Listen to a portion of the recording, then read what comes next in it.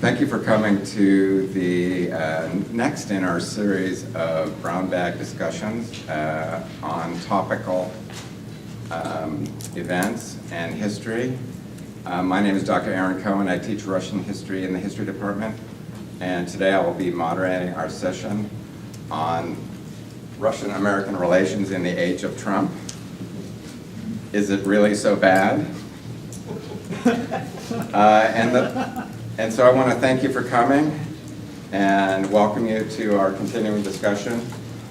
And I want to thank you also, give a thank you to our visitors, Dr. Alexander Petrov, who is a senior researcher at the Russian Academy of Sciences. He wrote several PhDs for the Russian Academy of Sciences. He has a master's degree from Moscow State University, and his area of specialty is Russian-American relations.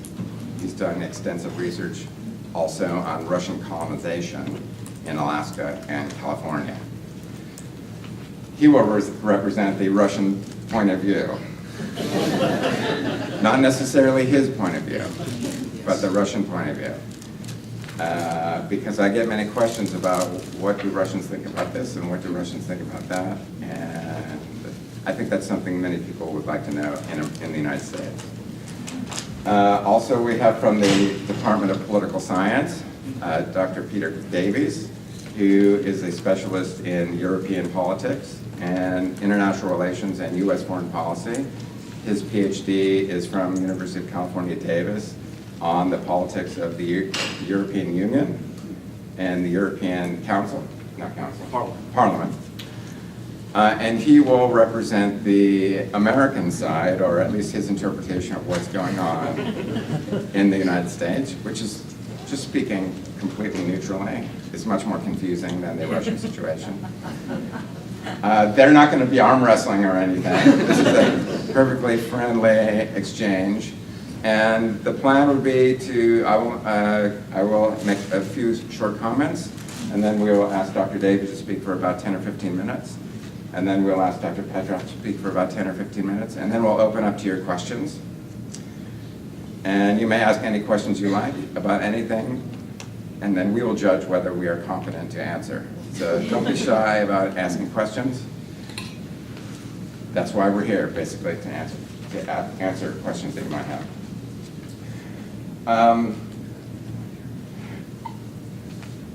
I think one thing that's important, or the reason maybe why this topic is germane, is that there's, at least to me personally, there's a sense that there's something qualitatively different going on.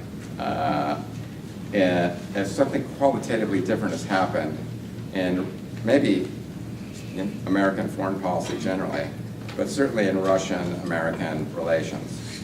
I don't know whether that's true or not. That's one of the questions that might be asked. You know, what are the historical links for the situation that we're in now, right? If there are any, are we in a different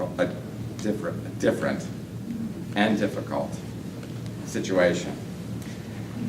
Because anytime you, I mean, what I'm speaking about is Trump coming into office, right?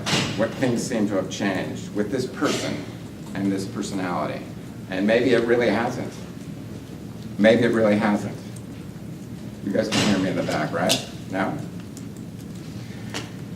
That's a good question from the panelists at some point, or for you to ask yourself.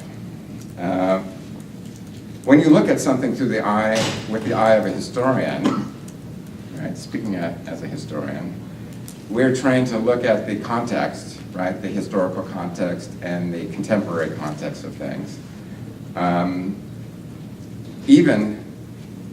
And we try to be even-handed, at least we're supposed to be, initially at least. And if you look at this is not an opportunity necessarily to criticize somebody for the wrong policy or not doing the right thing, although you might feel that you want to do that, but to try and get a sense of what is the context of the moment that we're living in and how does that relate to the past.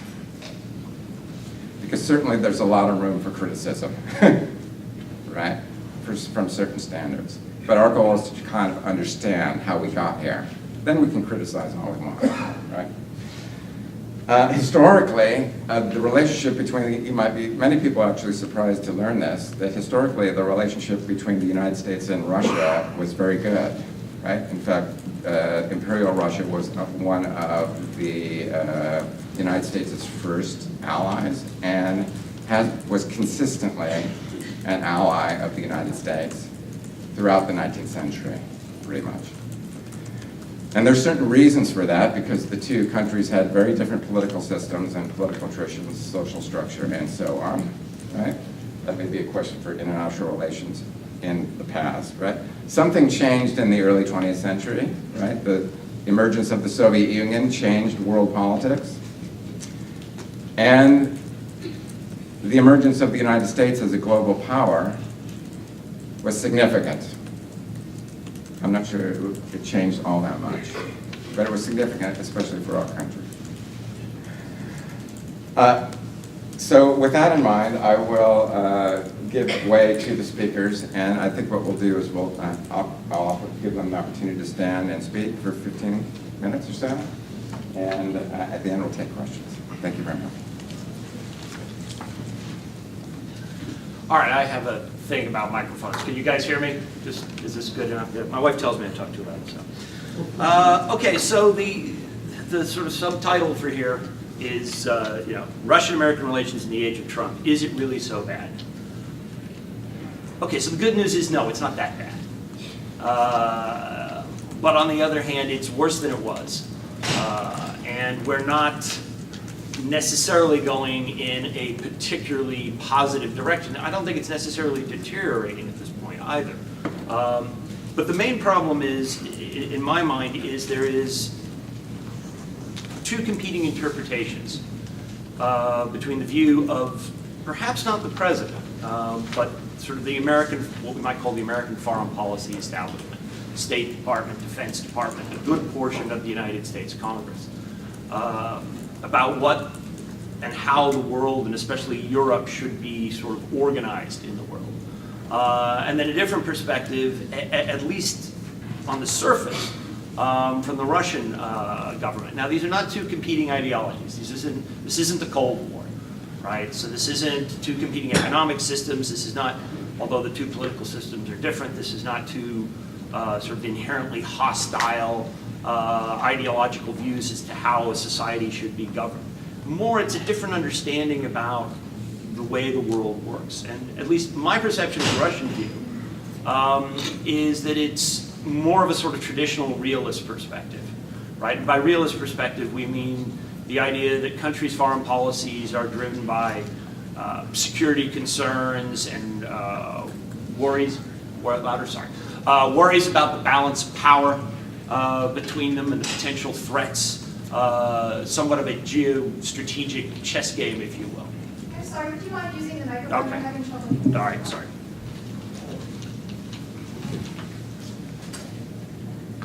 So, how's that? Any better? Okay. So, like I said, I think, from the Russian perspective, moves that the United States has made in recent years seem threatening or challenging to a sort of geostrategic balance of power. At least that is the claim that is made. That view exists in the United States, that that's the way the world works. I think you find it more pronounced in U.S. foreign policy right at the end of the Cold War. But since then, and maybe this is American triumphalism to some degree, or perhaps it's just sort of an inherent strain in American foreign policy, the United States' approach has been more one of building an international, more what we sometimes refer to as a liberal international order, especially in Europe.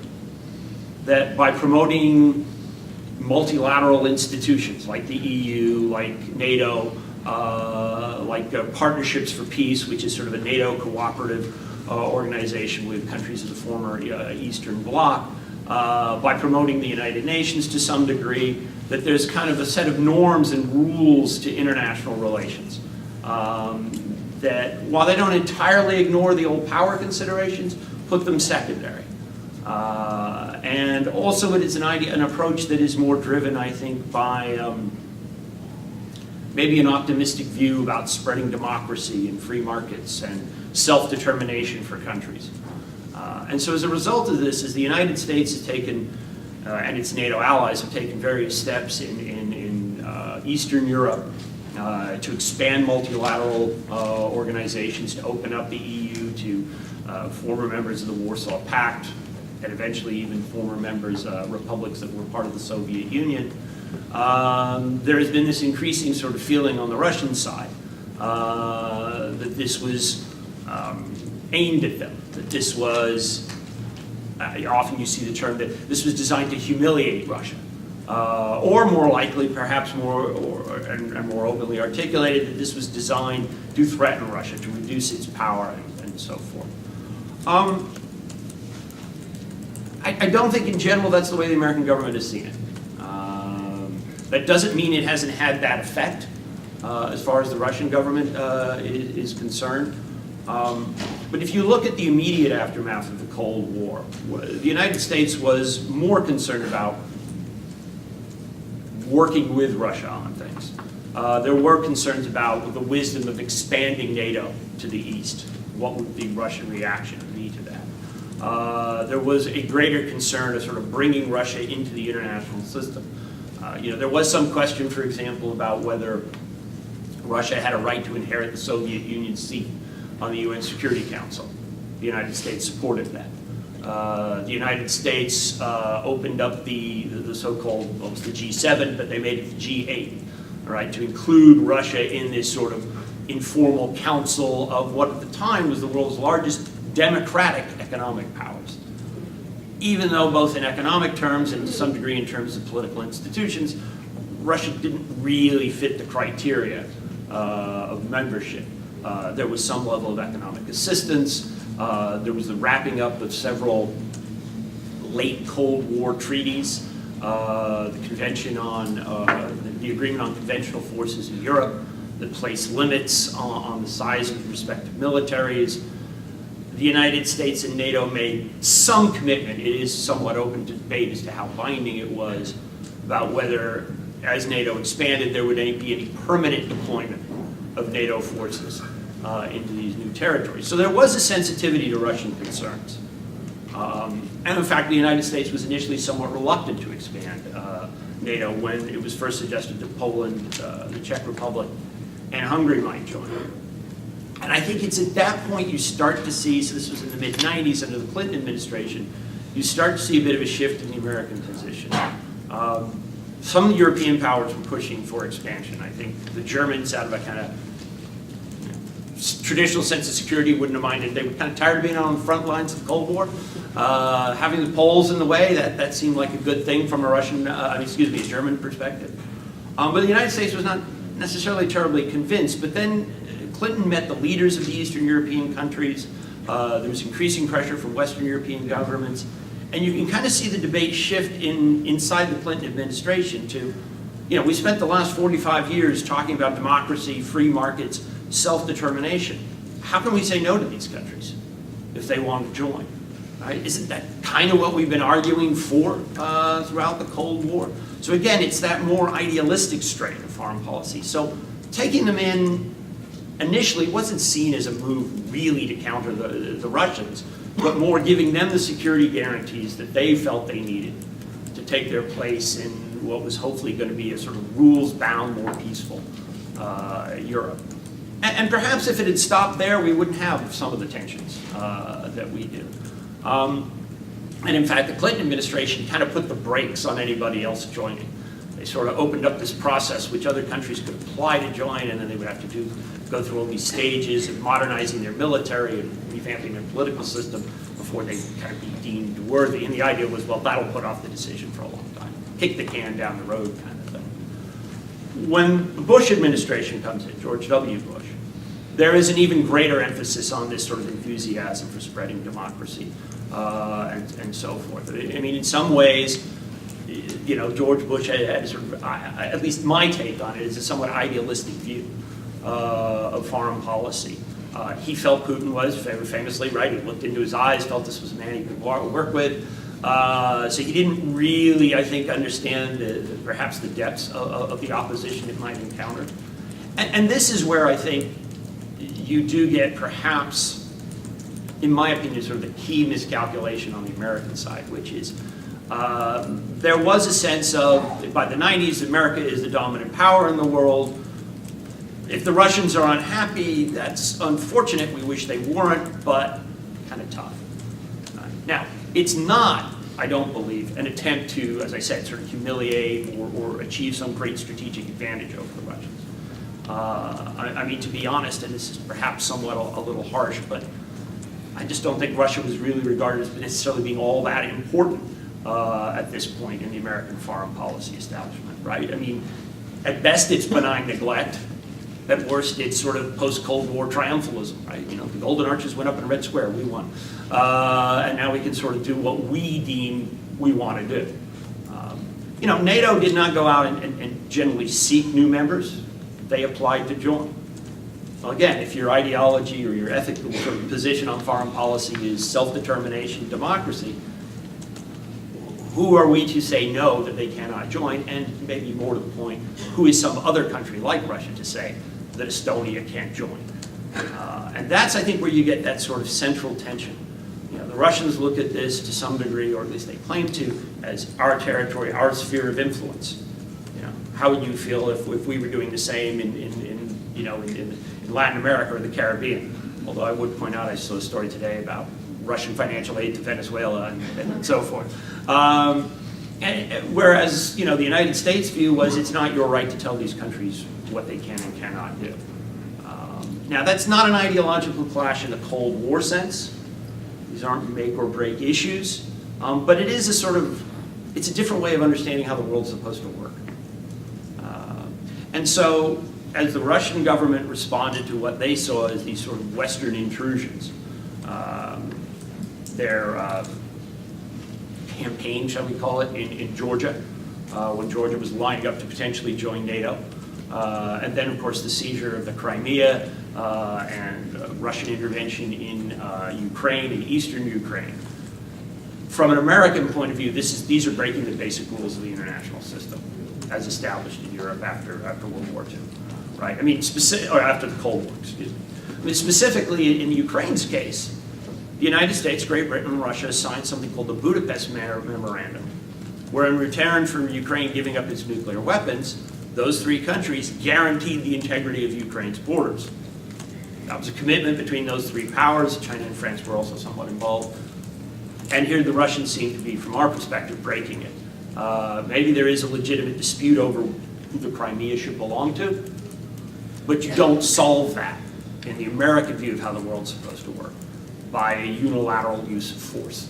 And so that's, I think, where a great deal of the tension really has sort of come in terms of the main difference between the United States and Russia. And then, of course, it sort of escalated into other areas. We have these air flybys of each other in the Baltic and the Black Sea, tensions, of course, over Syria. And now, of course, we have these charges that the Russians have been meddling, shall we say, in the American electoral process, putting stuff out on social media, copying Clinton Democrats' website or emails and so forth. How does Trump change all this? All right, well, first of all, I have no personal insight into how close or not Donald Trump is to the Russian government. I've got no particular theory about collusion. I don't particularly think he's some sort of Siberian candidate, so I think we can set that aside. I could be wrong, but I really don't think so. I suspect at worst there was some sort of perhaps a common arrangement towards a mutual end of him winning an election. If there is any collusion, I suspect it went no further than that. But clearly Donald Trump wanted a different relationship with Russia and Putin. Now, in some sense, that's not unusual. When's the last American president who didn't come in thinking he was going to have a better relationship with Russia and Putin, right? You know, Trump staring into the eyes, Clinton and the Obama administration with their reset, none of that has really worked out. But I think Trump had a much greater sort of personal investment in it. Some of that may be his sense of his ability as a deal maker. And some of it is, I think, a sense of a more realist, similar to the Russian point of view of how the world should work. These are national governments with their own interests. There's no reason there's no inherent conflict between the United States and Russia. There's no reason we can't work some of these differences out and improve the relationship, because Trump doesn't really buy into, I don't think, that idea of that liberal post-war world. Right? I mean, if you think about his speech to the United Nations a couple of weeks ago, it was all about sort of the importance of the nation, the state, looking out for their own interests and so forth. And so in theory, there is this possibility here for the United States to more directly interact in a positive manner on terms that the Russian government might be more comfortable with.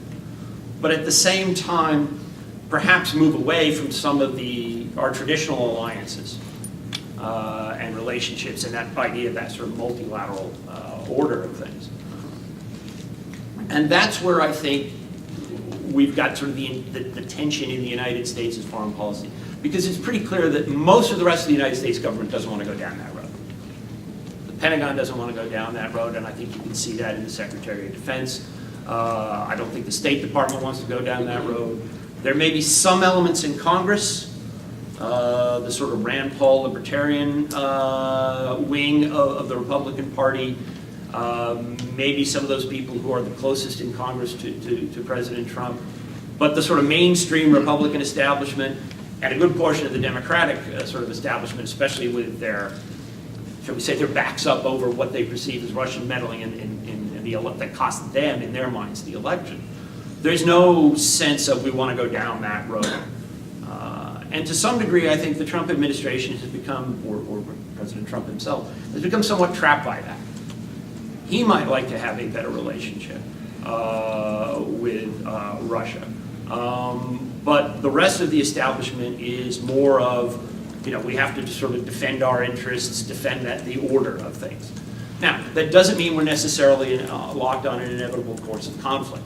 I think the status quo in Ukraine is probably acceptable to the U.S. government, even the more liberal side, just as long as it doesn't get any worse.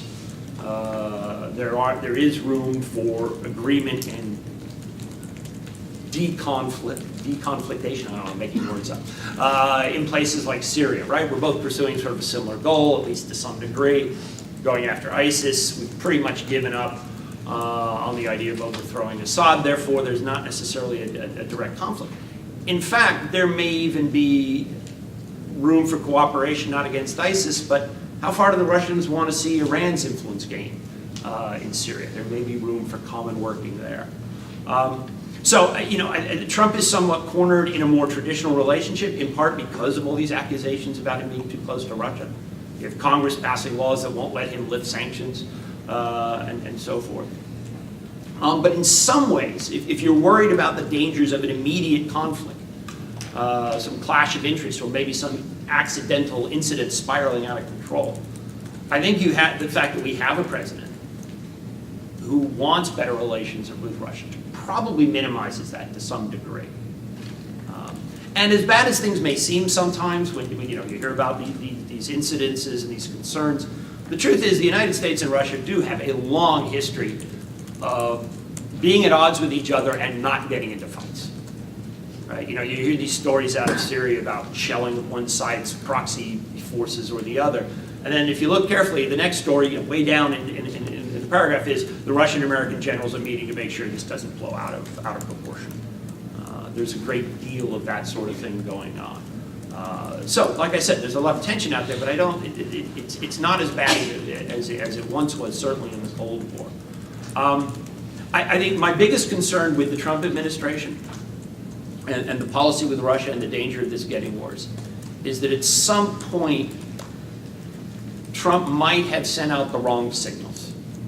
That with this talk about downgrading NATO when he first came into office, maybe we don't need to come to these countries' aid unless they're paying their own way, that sort of thing, might have encouraged some level of Russian adventurism. Now, I say that without making any judgments about whether the Russians have any interest in that, but assuming that there might have been some there. If the Trump administration is not going to come to Estonia's aid, maybe we can send in the little green men again, like was done in Crimea or so forth. And then that would push the United States into a reaction. Right? I don't see that as being as likely to happen. because Trump is sort of boxed in, I think there's less room for him to send those potentially wrong signals to Russia. And the Russian government has shown every sign of wanting to sort of stretch and press their advantage in some areas of being cautious. In a strange way, I took a certain amount of hope, shall we say, from that incident in Syria where Turkey shot down a Russian plane. That's pretty scary. A NATO member shot down a Russian aircraft pilot. Russian military personnel were killed. But notice how much they backed away from it on both sides. There's an understanding that when you're talking about two alliances with major nuclear powers, or one alliance in Russia with major nuclear power, there's a limit to how far you can let these conflicts go. That could have been a very provocative incident. The fact that everybody sort of stepped away from it makes me think that it's not really so bad. All right, that's my take on it.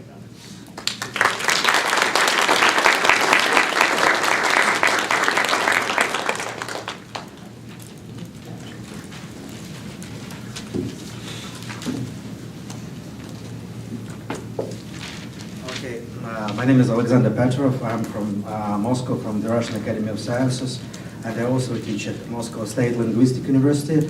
And so I'm really happy to see students and professors here, especially during this sunny day. We have a rainy day in Moscow, which is really bad comparing to California. So thank you for being here, and thankful for all organizers of such a great event. So let me start to remind you, first of all, about the history of Russian-American relations, just a little bit. We established our relations in 1807, more than 200 years ago. And that's the United States who initiated to establish that relations. Actually, it happened in London. And so we have more than 200 years of our relations. And that relations also have certain marking points, I would say. That's in 1867, United States bought Alaska from Russia, and today is what, a 150th anniversary of that date. So it's kind of an interesting event that was happened actually exactly 150 years ago in October. Actually, it's going to be a big celebration in Alaska in a few days on that event. Not celebrating in Russia, to tell you the truth. We tried to organize a conference a month ago in Ryazan. Aaron was there, and we had very controversial feedback from Russia, saying that, what are you celebrating? Sale of our territories? To who? To the United States? Oh no. So, but also we had a very good feedback that we tried to do something for our ties, because we have common history with the United States nowadays. I mean, the history of Alaska, that's our common history. So in 1917, from 1917 till 1933, there were no diplomatic relations between Russia and then the Soviet Union and the United States. That happened to be during the time of Prohibition. So that's very interesting. Also, almost the same dates. 1933, that's the end of that law, and that's what's another amendment, and that's Russo-American relations re-established. Coincidence again. Then I would like to say that we were allies during the First World War, the Second World War, and then happened to be the Cold War between our countries.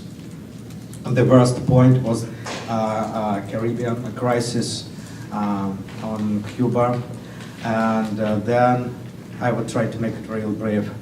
And then we re-established our relations and opened our countries to each other during the 90s. I was a student at that time, and I remember I was happy to meet your President Reagan, who visited Moscow State University at that time. And we actually were, I remember those days, we were really happy to understand, American genes, American culture, American music, American behavior. That was like all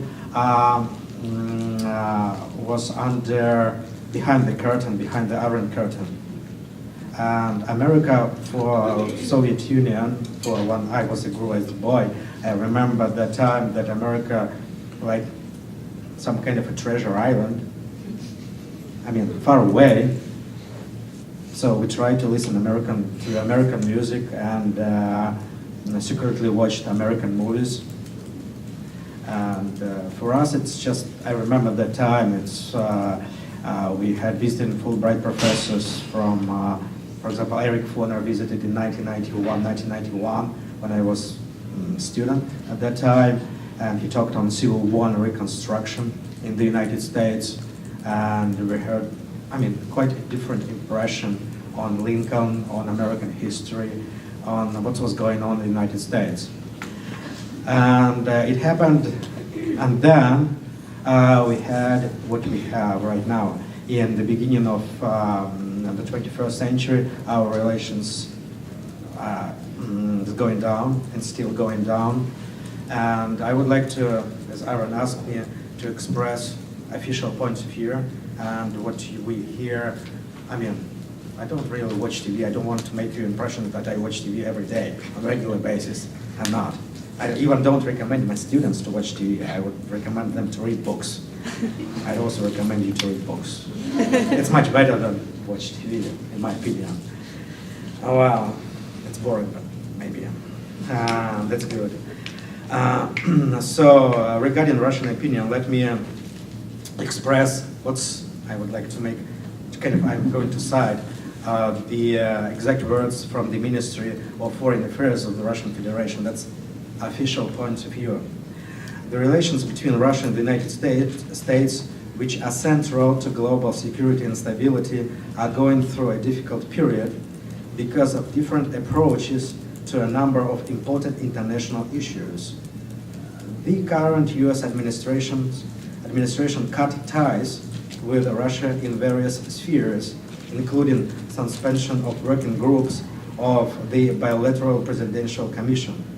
The White House imposed several round sanctions against Russian individuals and business entities. Those actions drew Russia's response, which included certain steps. But however, Russian President Vladimir Putin and US President Barack Obama met 4 times during September-November 2015 and spoke 6 times on the phone in January-July 16.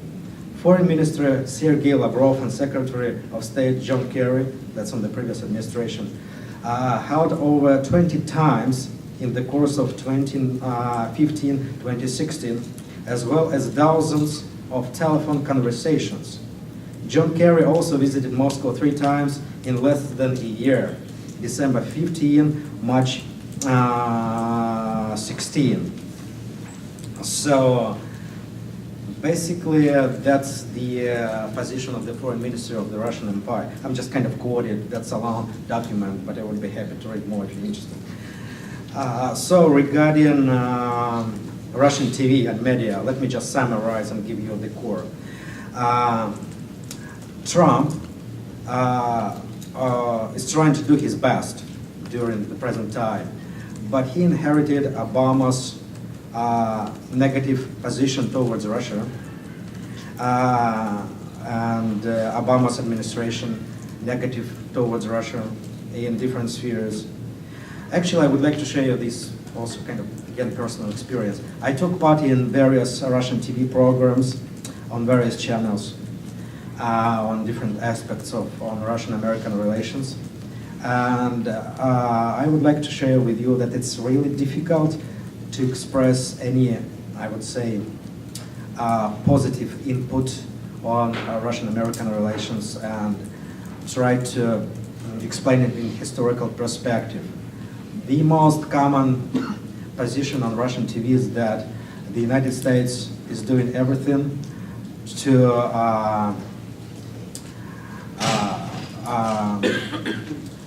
to prevent Russia to find its place in the global market. And because of that, the situation is getting even worse. I mean, that's the summary. So let me give you the numbers of recent Russian polls. Russian people consider Russian-American relations, I mean, that's very recent, happened like September, the data I'm going to present to you right now. Bad, 39%, same as it used to be a year ago, 26%. Improved from, I mean, in nowadays, if we're comparing back 2016, only 9%. So next question was, what's the reason for such relations? The reason of such relations because that's of the United States bad policy towards Russia, 38%. Both countries responsible for such relations we're having right now, 11%, and 2% that Russia, I would say the word, is responsible for present day relations. So another question is really interesting. Does Russia has to do certain steps to improve United States, I mean Russian-American relations? 39%, well, it's an interesting number. 39% thinks yes, that Russia should do certain steps to improve these relations, 69%. And only 11% think that Russia should do nothing to improve that relations. Well, that's another interesting question regarding Trump, what Russians think about Trump. And guess what? Positive. How many percent do you think?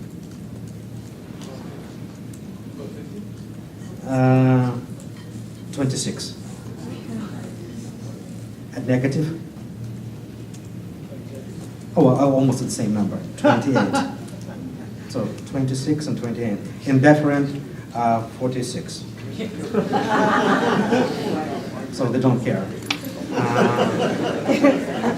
That's another number. What's the question? Who was Trump? Who's Trump? I don't want to give you that numbers. So it's another. I would like to express the opinion. I traveling a lot because I originally am from Vologda. That's north from Moscow. So I travel a lot back and forth from Vologda to St. Petersburg and to Russian Far East, and also hear people conversation. And would like to also to express that point of view. I have the impression that presently we don't have really such a statistics right now, but it's my understanding that we have, I would say, a rather negative attitude towards the United States in rural areas in the country, and more positive in big cities, in towns. Regarding different levels of, I would say, different groups of people, I would say that that's obvious. Academics get the highest degree of understanding and I would say positive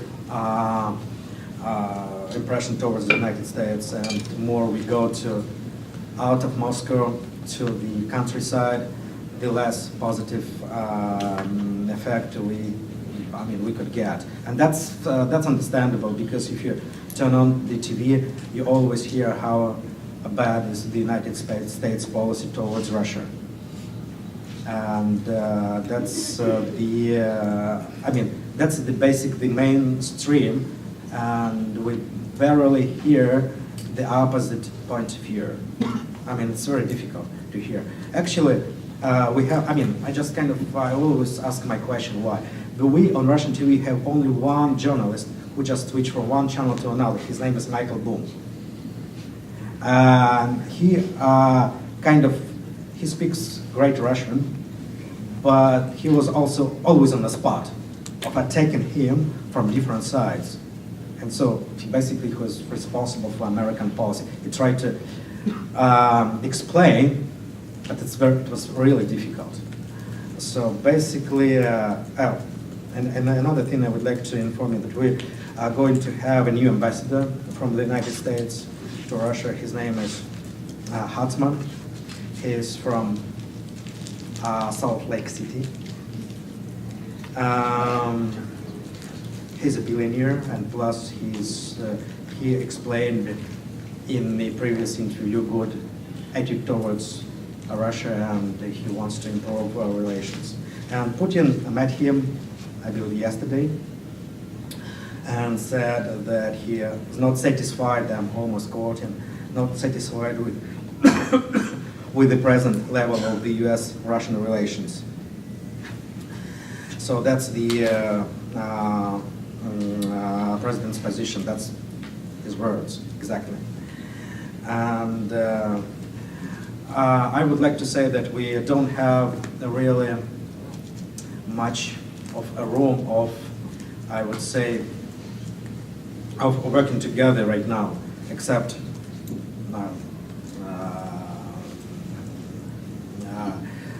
Syria and energy space, but other spheres very limited, specifically in the cultural sphere.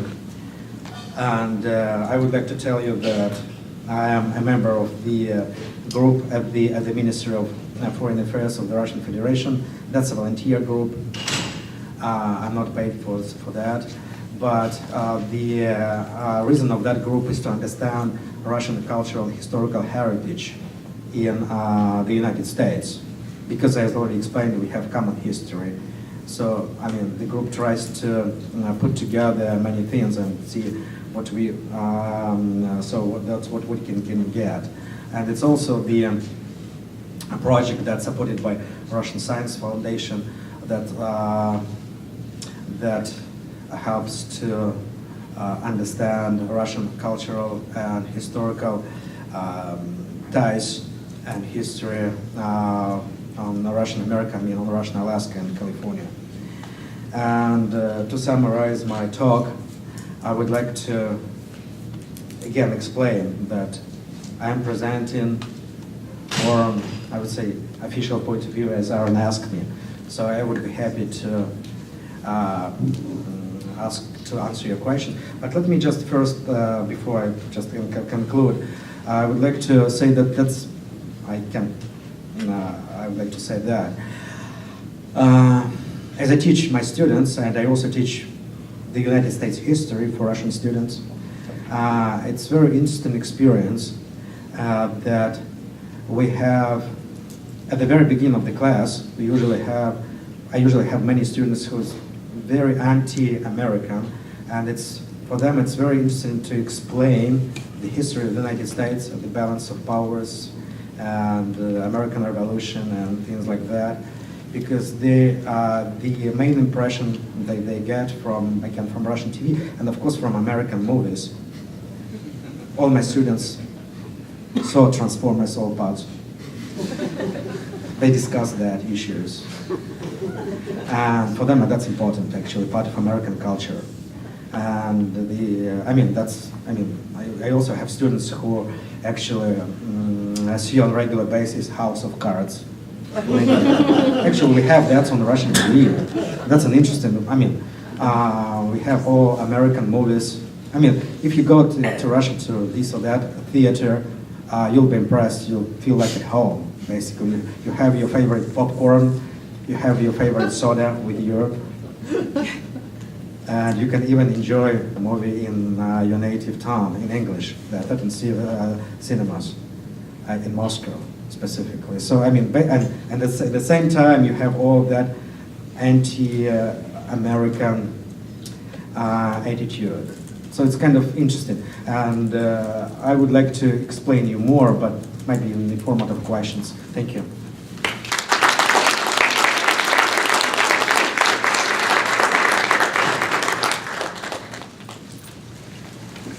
you very much. I think we'll open up to questions, and please don't be shy. We'll pass them up. Are there any questions? Pass them up.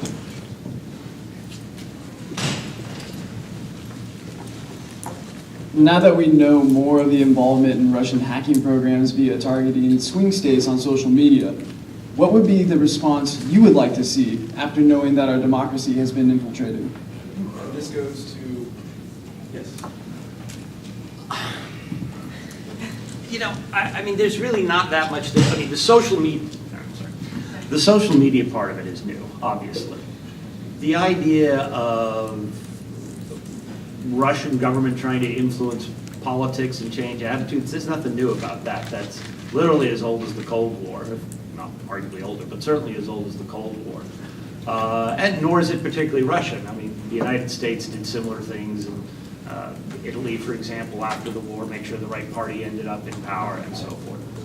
I don't think that really is something that the United, as far as the putting stuff on social media, I don't think that's something that needs to be a U.S.-Russian issue. That's more an issue of how we respond to it ourselves. You know, if you make people aware of that, maybe that makes some difference.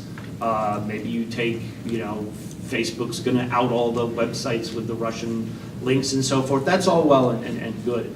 I don't see that specifically as some sort of response, something that needs an American response aimed at Russia. That's just the sort of thing we've been putting up for years, and you know, to some degree they put up for years as well. Now the hacking, you know, an attempt to actually hack the election, and we don't have any evidence that, you know, that the evidence seems to indicate maybe they sort of looked at the voter rolls but didn't get in. If there was some evidence that the Russian government was literally affecting the outcome of an election through changing ballots, that's a different issue. And I think that would require a serious response of some kind. Maybe even some sort of, for lack of a better way of putting it, cyber retaliation. But if it's just manipulating the media and so forth, I mean, that's on us.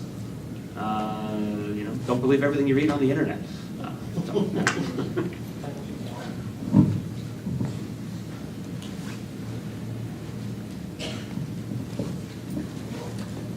I think to jump on what you asked, I think it's more frightening for us because we're usually the ones doing that level of propaganda, and when it's done to us, a little bit more open, then it's a little bit more frightening. But if you're like from Latin America, I mean, that was done a lot of times where we put a lot of propagandas and dictators up front, but we don't really hear pullback on that. So that's one aspect. And the other aspect, I think, with the social media is, oh shit, I lost my train of thought. I was going to say. You know what? I'll Okay, it'll come back. Yeah.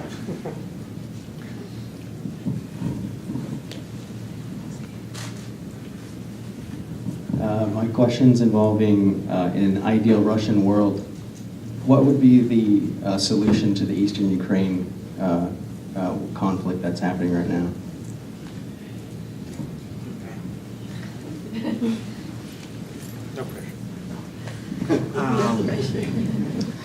That's an interesting question, actually, and I think that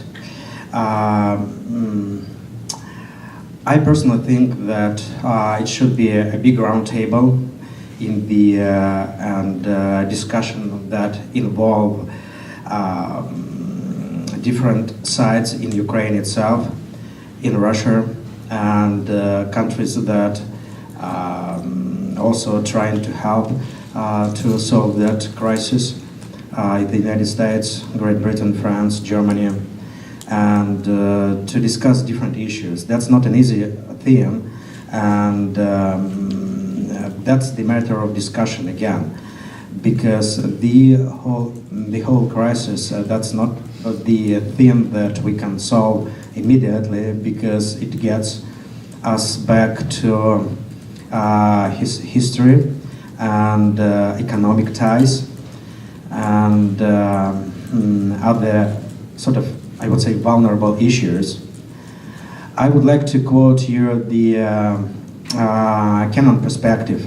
He wrote a good article in 1951 about, he was actually the person who,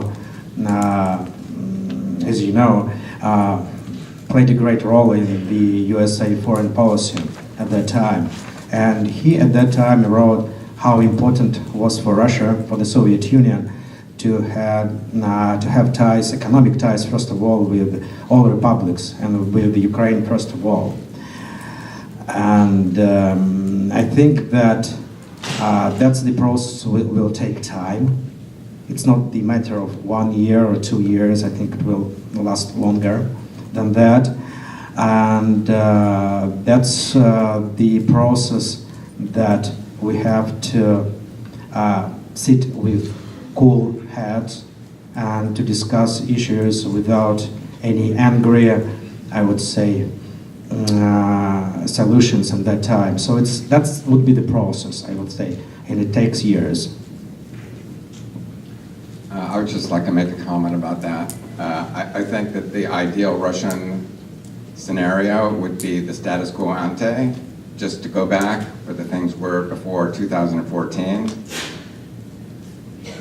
I don't think that they are happy with the present situation. I don't think anybody's really happy with the present situation.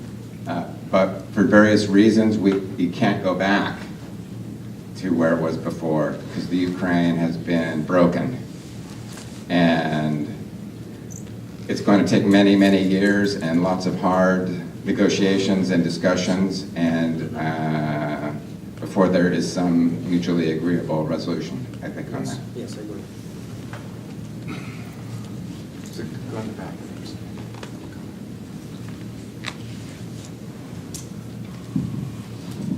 Hi, this is a question for Dr. Petrov, Yes. and the question is, do you think there is hypocrisy in the fact that the U.S. does not like Russia's meddling into smaller countries like Ukraine, while continuously invading and meddling into other countries' businesses?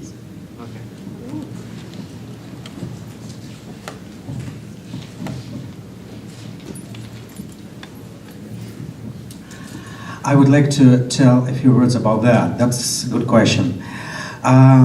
Years ago, I was a scholar, as a Fulbright scholar at Woodrow Wilson Center, and spent half a year there together with my Ukrainian colleagues. And we're still good friends. And one of them from Kyiv-Mogilyan Academy, another one from Kiev University, another one is from Kharkov. And we had a good discussion in Italy 2 years ago, actually, about Russian-Ukrainian relations at that time. And also we established around table dialogue on that issue. And we agreed beforehand, before start to discuss anything, that we sit down and discuss issues without, I would say, calling names, and agreed that we discuss that in a historical perspective. That would be the solution. Because in my opinion, that what we could do, that to sit down and to discuss, rather than saying bad words to each other, because it's the way to nowhere. But regarding meddling and regarding, again, the Eastern Ukrainian crisis, I think that that's a very difficult situation. And we still have to reveal more facts on both sides, how it was happened, and who was responsible. And again, as my colleague told you, the whole idea about meddling and the whole idea about involving Russia in that crisis is very controversial, and we need a dialogue rather than explaining rather than explaining what we did really bad. I mean, that's we have to look in the future. Basically, what's my opinion? Because in many ways we don't have real proven facts. That's more on the media on both sides. That's my question. What my answer could be. Thank you. Please. More questions?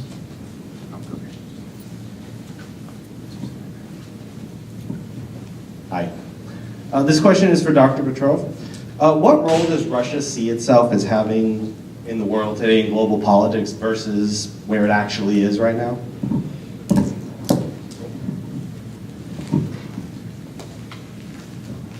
That's an excellent question. Actually, that's the question of a whole lecture. I mean, the answer we call whole lecture.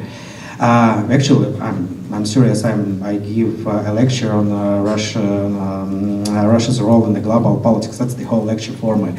But let me make it short. I think that Russia understands itself as the real member, as my colleague just informed, as the member of G8.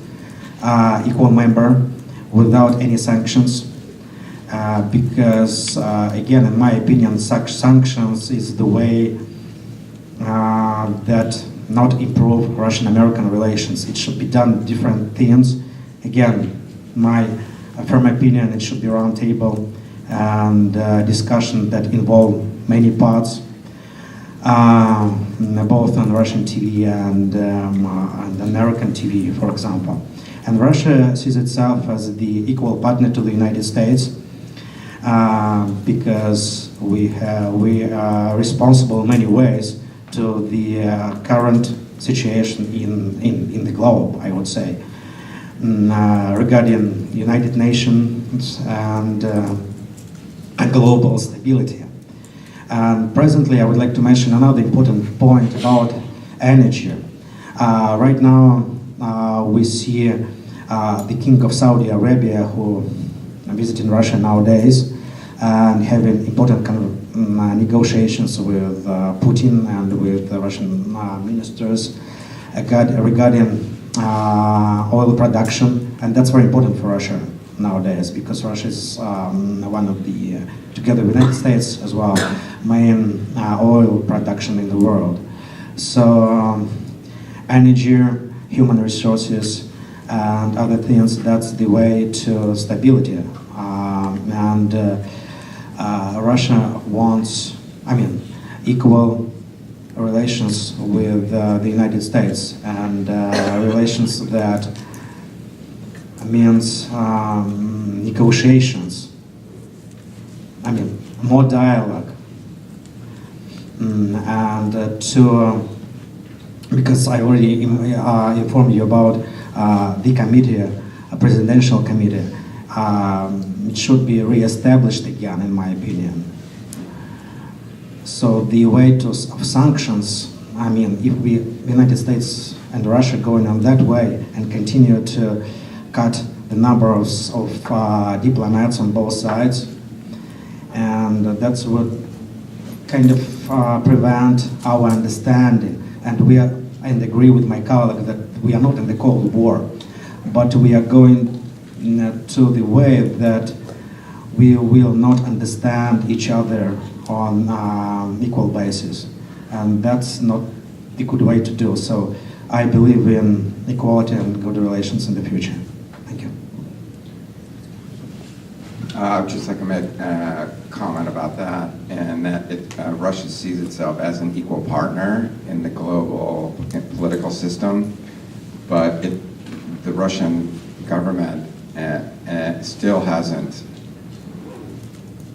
found its place in the world, and that's part of the reason why there's so much tension between the United States and Russia, is that in the world economy and the world political system has changed to some degree, since the end of the Soviet Union, so greatly, especially with the emergence of China in the global economy, that if you just compare the experience of China and Russia, the Chinese government and economy has found its place in the new world economy after the Cold War, and the Russian economy and the Russian mindset has not yet found its place.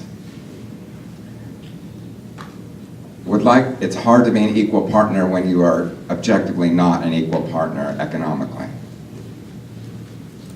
And so that's how I would answer that question. Thank you.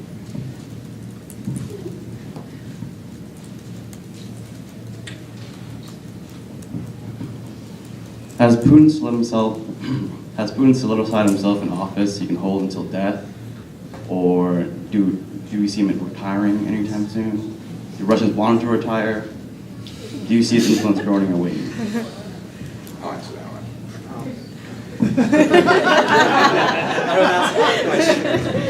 Yes. No retirement. Well, the problem, maybe you and I as well. I'll add something. I think Putin is not going to retire unless he is assured that his successor will be able to protect him, much in the way that when Boris Yeltsin retired, he ensured that his successor would protect him. So, He just had a few words. but I don't see him retiring. So, I would like to little bit to look at this question from another angle, I would say. That's actually one of the difference in understanding Russians and Americans. Russians believe in strong presidency in general, and in the United States, it's very difficult, again, for my students to explain the balance of powers, in the United States. Checks and balances, checks and balances. It's difficult to explain in class how it works here in the United States. And many Russians, they don't really think that that's a problem, whether Putin will be re-elected or not. That's more important for them to have a stability for the future. And Putin, for many Russians, means that stability. Stability and protection, I would say. That could be an explanation, please. There was a few years ago, there was some rumors that Putin was thinking of retiring. There may have been nothing to it. It was all sort of very, third sources and stuff. But around that time, I remember there were also some stories in the news about sort of skirmishes, if you will, between various members of the various different security forces. People from the drug police arresting people from, I forget which it was, the tax police or something. I don't think I've got that right, but something along those lines. And one of the narratives that came out of this was that even if Putin had been thinking about retiring, that this kind of showed that he wouldn't or he couldn't, because if he went, then a power struggle would start within the Kremlin. Because there really is no obvious succession method in place. Now, like I said, that's rumors and innuendo, but it might be worth considering. I think the other thing that sort of underpins a lot of the uncertainty about U.S.-Russian relations is we're not clear, and there's a suspicion in the United States that much of this Russian reaction to American, pressing its advantage, if we can call it that, is not driven by real concerns about the United States, but is driven with concerns about maintaining control over Russia itself, maintaining his political popularity and so forth, especially at a time when the economy is not doing very well.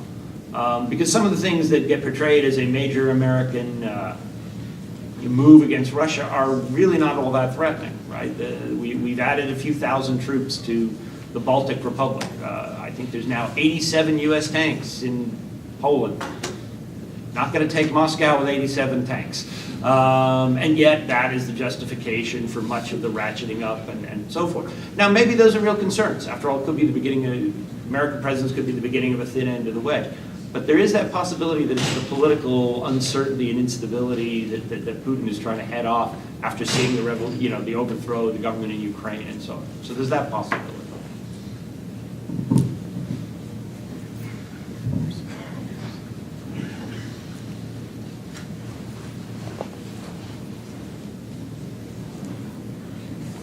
Kind of following the question, how much of Russia's foreign policy is actually Russia's foreign policy versus Putin's foreign policy? Because what I get of it is like Russia, for me, and I guess at least on the level of government, is Putin. Whatever Putin does, whatever Putin wants is what Russia goes forward. So that's my understanding of it. I don't know if I'm wrong or I'm right, so you can clarify that, please. You can start with that.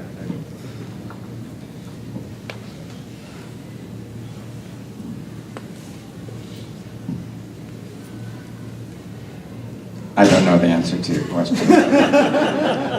I would also, regarding the previous question. I think we should not personalize things quite so much, because there are institutional and structural continuities within Russia and the United States both that lead us to along these paths. And it may not make a difference that if Putin retires tomorrow, that the next Russian leader will not do the exact same thing.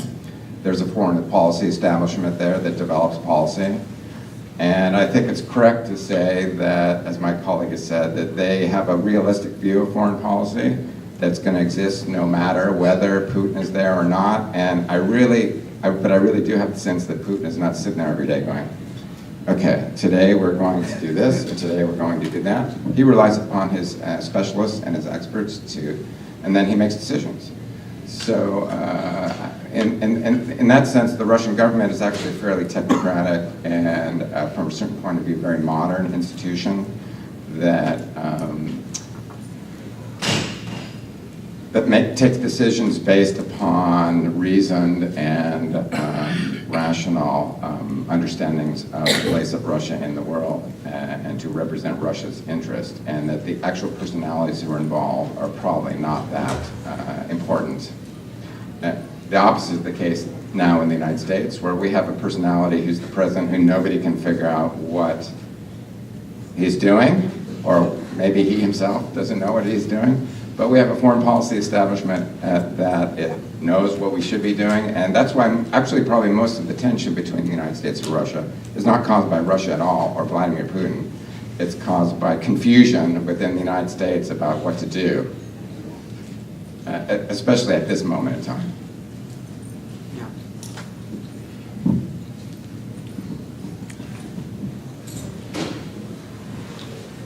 Is there any path of cooperation between U.S. and Russia on the North Korean issue? So we just talked a lot about American media. I just want to know if there are any alignments or, yeah.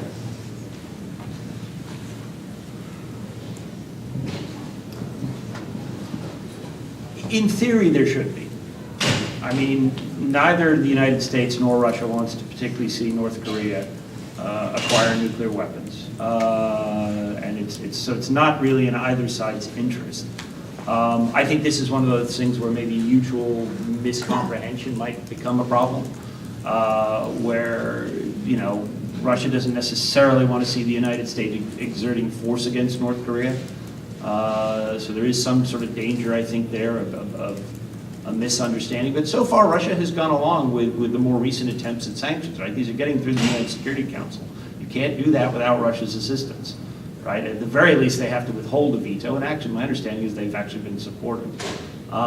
So to a point, I think everybody's sort of on the same page, but there may not be an agreement if push comes to shove about how to, you know, what happens if this really cannot be resolved diplomatically. And that's where I'm not sure. I mean, you know, the Russians have done some military maneuvers in the area of North Korea. Is this just protective? Is it a message to North Korea? It could be. Or is this a message to the United States to warn the United States off North Korea? I tend to doubt that. But again, there's that sort of lack of mutual comprehension. We're not sure what the signal is meant to be. I would like to add maybe just a couple of words that both Russia and the United States understand that it should be now hot conflict regarding North Korea and the whole area. So the conflict should be avoided by any means. That's the position of the Russian president and Russian authorities. We have different maybe understanding of how that could be achieved, but I mean, if we come on agreement to avoid that conflict, the United States and Russia act, and other nations, and I agree with my colleague, do the same thing in the United Nations to prevent that. So that's, I see, the common policy of Russia and the United States on that issue. Mm-hmm.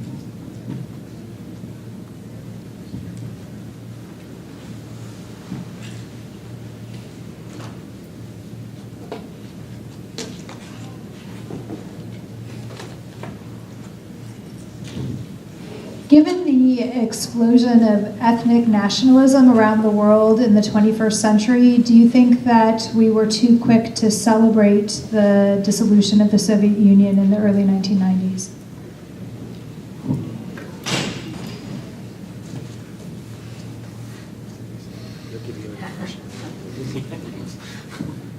No. Yeah, no. I mean, we've got explosions of ethnic nationalism going on in Western liberal democracies to some degree, right? Look what's starting to happen in Spain. I'm not sure having the Soviet Union sort of still keeping a lid on that really was a long-term solution. I think eventually those sorts of pressures were going to come to the surface one way or the other. So I don't see that as being terribly something that we should be mourning it for, I guess. Also, the dissolution of the Soviet Union did not happen in a violent or apocalyptic fashion, which most of the analysts who probably, if you would ask in the 1960s and the 1970s, if you said, imagine the Soviet Union dissolving, they would say the Red Army would go everywhere and crush anything. And that didn't happen for reasons that we don't have to get into, but you can take History 129C if you want to learn all about that. And so I agree that that really is not a cause, nor would it have prevented any difficulties in Europe or in Eurasia. I would like just to add that there are many nationalities that live in present-day Russia, and different regions. And Russia is a big country, twice as big as, more than big the United States. And we see different cultures, and different people speak different languages also. And from the time of dissolution of the Soviet Union, well, it's not really a long period that we can make any conclusions. Many things, again, should be done and to understand each other. And what's Russia nowadays? And what's the role of Russia in the world? Again, that's an important question I was asked.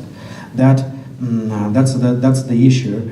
And I think that keeping that in mind, that we have many nationalities even in small region that live and cooperate with each other. That would be the key, perhaps, answer to your question. Thank you.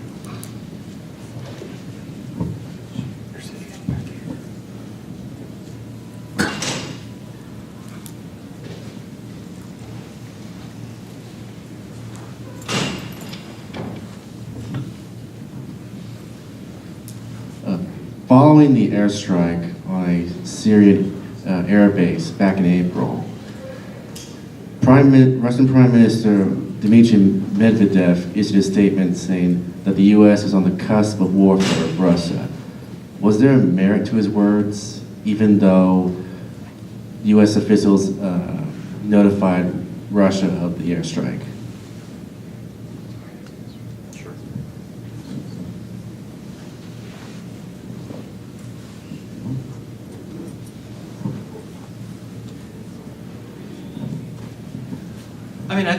Anytime anybody is clashing in this sort of manner where you've got both sides firing off weapons in close proximity to each other against each other's allies, there's some danger.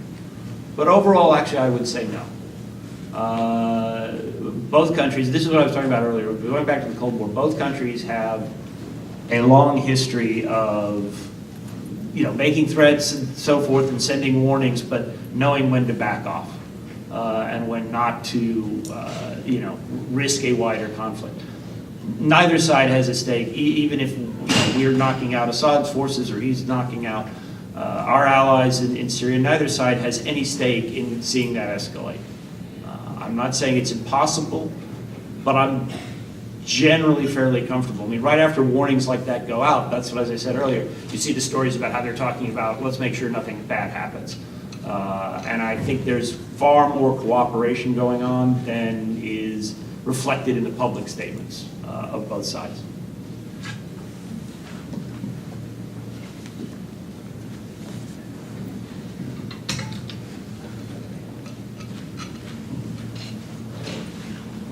I had a question for Dr. Petrov about the opposition movement in Russia and just generally interacting with Russian youth. Whether you see any change in values. You mentioned how Russians value stability and security. But I was wondering with the anti-corruption protests, whether there's more of a shift to be critical of the government or any change in children who grew up after the 90s.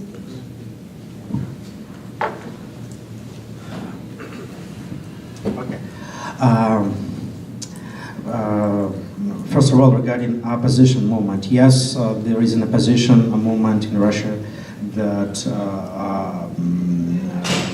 and we have different groups that oppose what's going on. First of all, if we look on the Russian Duma and Russian, if we compare, that's you can see that's the position of the Communist Party, for example, that opposing what's going on. That's, for example, Communist Party wants more government control on different plants and factories, and also its leader Gennady Zyuganov, for example, always explains his position that he's anti-corruption and he wanted to put more funding for medicine, for to help teachers, the teachers and professors be paid more than nowadays, but it's like everywhere in the United States as well. So to take care more about different social groups and to spend less on military and spend more on humanities. That's general, for example, expressing the point of view of the Communist Party. And there is also another groups and parties that against present-day situation that, but more or less, and again, for example, the anti-corruption, meaning that the people should not take bribes at any position and on any level, but again, that we don't really, it's my understanding that we don't really have a strong opposition movement and strong opposition program with a real programming how to improve or to get better the situation and to improve Russian-American relations, if that's the subject of our talk today. In nowadays, I can't see any program of opposition, the so-called opposition, that will give a program, I mean, real program of how to improve our relations, I mean, if we, in terms of Russian-American relations. That would be my short answer. Thank you. I'll just make a short comment about that I agree that I don't think that the opposition movement is growing or particularly weakening. I think it's fairly stable as a very small percentage of the urban intelligentsia and educated people. And I think the youth of Russia are not being young. I think, as Alexander mentioned, they follow popular culture in the United States and global popular culture generally, but they tend to have very socially conservative, they have socially conservative views on many issues, and they are not becoming more liberal. They are probably becoming more socially conservative than previous generation. So when I was there, I found the homophobia to be shocking, the young people expressing homophobia, and as well as misogynist and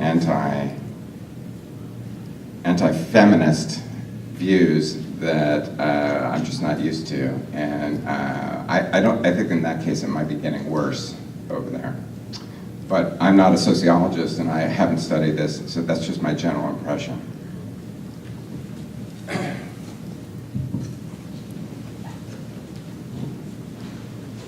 I have a twofold question with regards to the second half of our of the theme. Is Trump good or not good to a degree? Since you teach U.S. history in Russia, do you bring forth the atrocities that have been perpetrated on behalf of that derive from Puritan exceptionalist ideals and go all the way back to Roman, Tacitus, I do believe that's how you pronounce his name? And do the people of Russia, the Russian people, do they know, are they aware, like such as a lot of the world knows after the 1973 World Conference of Churches condemned the United States for its act of genocide in the 19th century. So how can you, and the third, I guess, is a threefold question, how can you relate the United States history to what's happening in contemporary times with our U.S. president? Thank you, it's a good question. Speaking about the roads, yes, that's a good book, actually, articles by Bernard Bailyn. He's a professor at Harvard University about the roads on American history. And he actually explained, actually that's what I encourage my students to read. Not all of them read, actually, but I encourage them to read. So the roots going back to the ancient history to Rome, the principle Rome law, and again, balance of powers. And again, that's the British history of Great Britain. And then we discuss the issues of Cromwell and a revolution in Great Britain. That's in the 16th century. And then it's important to mention that, speaking about the roots, that's the idea of Pilgrim Fathers and the ideas of Mayflower that discussed on the board of the ship. That's very important that how people on the ship understood the idea of the state and the idea of the rule of law and established a better society. So that's the ideas of Puritan society, and that's another good work by Max Weber, who wrote, in my opinion, very good book about Puritanism in the United States, the different issues and that. So I don't want to go much into detail on that historiographical question, but again, I personally understand, you speak about American history as two American revolutions. First American Revolution that happened to be at the end of the 18th century, and that's got both sides of that revolution, and Second American Revolution, that's the Civil War and Reconstruction. That's, I followed the ideas of Eric Foner and his book on Reconstruction, speaking about American history. So, but again, if we connect all of that to the present day situation, that helps me to explain what I already told you, explain the ideas of checks and balances, the idea of federalism, the ideas of two houses, both. For example, I always ask my students, why do we need both houses? For example, in Russia, Duma and a Federation Union. Also like in the United States, you have both houses. In Great Britain, both houses. So what does it mean, ratification? So in order to understand that, we have to look to the roots, to Simon de Montfort as establishment of Parliament in Great Britain, and was happening back in the 13th century in Great Britain. So because you also have connections, historical connections, philosophical connections that's the same as, it's good to understand. I visited your class yesterday and you talked about Marxism, and I told after that, Aaron, that in my opinion, again, it's difficult to understand Marxism without Leninism, because it's two sides on one, basically two sides of one coin. Without understanding Leninism and Marxism, it's difficult to understand present day Russian situation, what's going on, because we can't avoid 70 years of the Soviet history in nowadays Russia. Like we can't avoid 400 years of the Roman Empire presence in Great Britain. And so that's the history, and that's the roots, and that's how we explain the situation. If I just briefly answered your question, thank you. We're going to stop in just a minute, in a few minutes, so one or two more questions.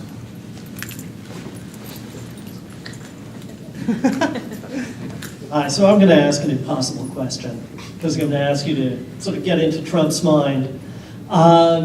You know, Trump seems to be very interested, you know, in this slogan, "Make America Great Again," and sort of taking the United States back to the 1950s, right? Resurrecting heavy industry, sort of bringing back the cultural norms of that period. You know, potentially even fighting a new Korean War. But you know, the one thing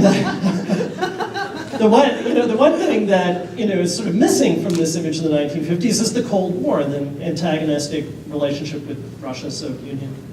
So, I mean, where, you know, since this seems to be a very sort of gut, you know, feeling to, you know, take back the United States to the period of his childhood, you know, why not the hostility to Russia and the Soviet Union? Why does he, or at least appear to be, so interested in sort of cultivating a sort of positive relationship with Russia that sort of doesn't fit with the sort of, apparently with the rest of his agenda?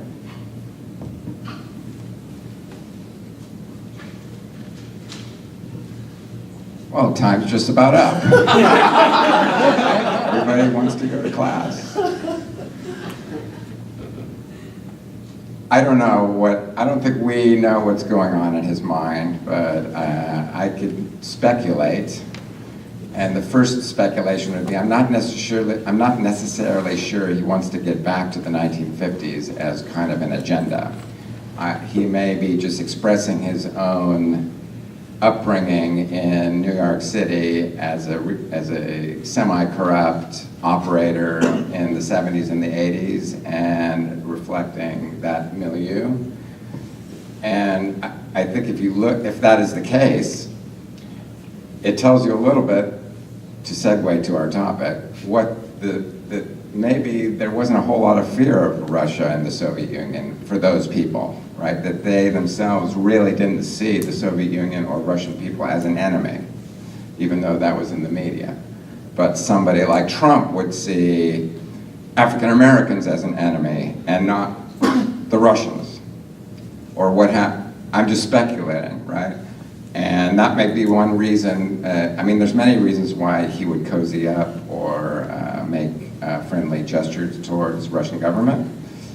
But in terms of the terms of your question, I think that's a clue that people from his milieu may not actually have seen the Soviet Union as big a threat or even an issue of concern, as opposed to real estate prices, getting good publicity, and operating in kind of a Mad Men situation, right? But I don't know what's really going on in his mind. Well, yeah, ditto on that point. That's the first time I've heard the Korean conflict, the current crisis, attributed to 50s nostalgia. But I don't think Trump, in some senses, is somebody who's harkening back to the 50s, other than some of those elements, but it's more that sort of old, somewhat isolationist streak that comes out of a certain segment of American society, especially sort of some of the rural society and so forth. And obviously, you know, I don't know whether he buys into it, but I think that's his base. And I think that's more what's sort of behind it. And in that case, Russia's only a problem from that perspective if they harm us. If they're doing something to somebody else, that's somebody else's problem. I think that there's more of an element of that. And then the other thing is the social conservatism that you're talking about in Russia. To some degree, Putin seems to have played into that and hyped it up. There's a certain natural match there.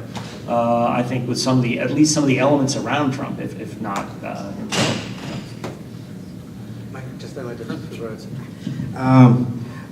What's Trump saying, "Make America Great Again"? That's very understandable for Russian public. And Obama speaks very, I would say, eloquent English and good English. but not really understandable, not really in a good translation in Russian mind.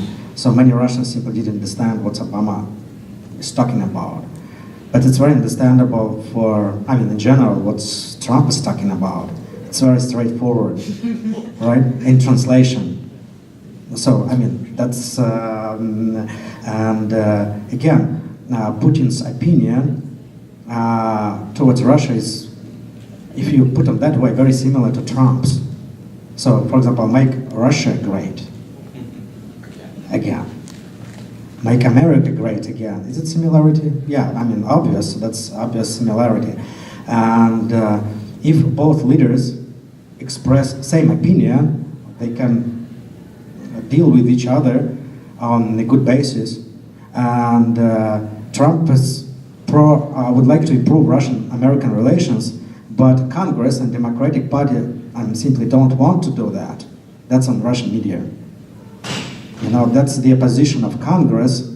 Trump wants, hardly. And again, when Putin and Trump met each other, they scheduled to discuss issues like half an hour, but finally they discussed issues for more than 2 hours. And all cameras on Russian TV, I mean, that's on the program, really explained how Trump was happy to meet Putin and how they greatly get along together on a very friendly basis. And that's similarities, I would say, in that way. And that's very understandable for Russian public.